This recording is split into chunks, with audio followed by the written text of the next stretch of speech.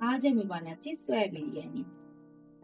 তো জলের মধ্যে একটুখানি নুন দিয়ে সয়াবিনটা আমি ফুটিয়ে নিচ্ছি।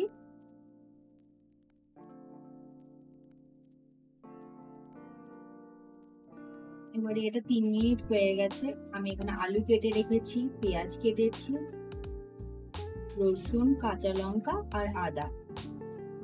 আর আমি এখানে চালটা আগে থেকে ভিজিয়ে রেখে দিয়েছি। এবারে সয়াবিনটা সেদ্ধ হয়ে গেছে, আমি এটা স্ট্রেইন করে নেব। এদিকে আমি কড়াই গরম হয়ে গেলে সরষের তেল ঢেলে দিলাম। আর এটা আমি ঠান্ডা জলে একটু ভিজিয়ে নিয়ে ধুয়ে নিয়েছি। পুরো জলটা আমি ভালো করে ঝরিয়ে নিলাম। এবার আমি এগুলো ফ্রাই করে নেব।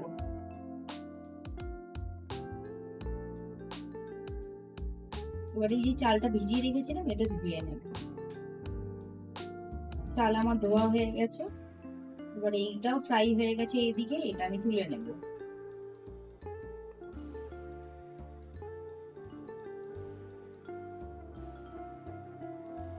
এবার আমি কাটা আলুটা ছেড়ে দেব কড়াইয়ে। আর এটা বেশি না, হাফ কুক টাইপের করে নেব। এবার আমি দিয়ে দেব পেঁয়াজ,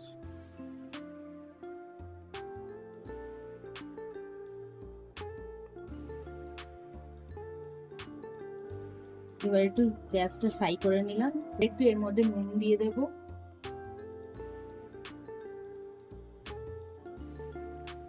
আর একটু হলুদও দিয়ে দেব।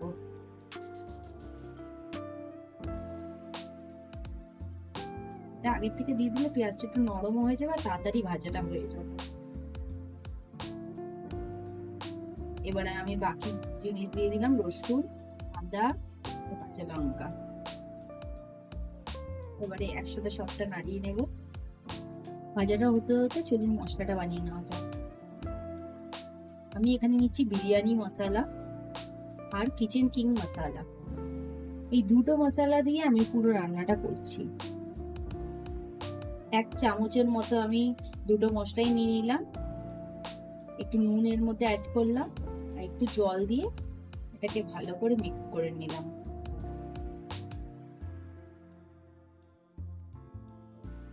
এবার এটা অনেকটাই হয়ে গেছে, মানে হাফ এর বেশি হয়ে গেছে ভাজাটা। এবারে মশলাটা অ্যাড করে দিলাম।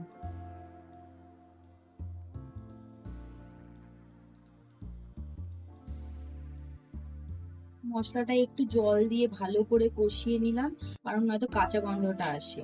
তো ওটা ভালো করে করার পরে বাকি আলু আর সয়াবিনটা যে ভেজে রেখেছিলাম সেটা একসাথে দিয়ে ভালো করে এটা নাড়াচাড়া করে ভালো করে ফ্রাই করে একটু ঢেকে রেখে দিলাম।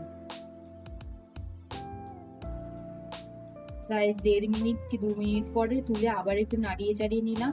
এর মধ্যে একটুখানি টেস্টের জন্য চিনি দিলাম আর একটুখানি নুনও অ্যাড করে দিলাম। তারপরে নাড়িয়ে আবার এটা ঢেকে রেখে দিলাম। এবারে চালটা যে ধোয়া চালটা রেখেছিলাম সেটা অ্যাড করে একটু নাড়িয়ে নিলাম। চালটা একটু ভাজা ভাজা হচ্ছে আর এদিকে আমি জলটা বয়েল করতে বসিয়ে দিয়েছি, ওটা অ্যাড করে দিলাম। আর এখানে চাল যদি 1 কাপ হয়, জল 2 কাপ হবে, সেই পরিমাণে আমরা এই রান্নাটা করব। আর আমি এটা কলকাতার থেকে নিয়ে এসেছিলাম, এই মিঠা আতরের 1 ফোঁটা আমি দিয়ে দিলাম। এটা 10 মিনিটের মতো আমি ঢেকে রেখেছিলাম একদম লো ফ্লেমে। এটা অলমোস্ট হয়েই গেছে, আর একটু জল শুকাতে হবে, আর একটু ঢেকে রাখলাম। ব্যাস, রেডি টু সার্ভ। কেমন হয়েছে? Thank you. সবাই আমার চ্যানেল সাবস্ক্রাইব করে দিও। Thank you so much.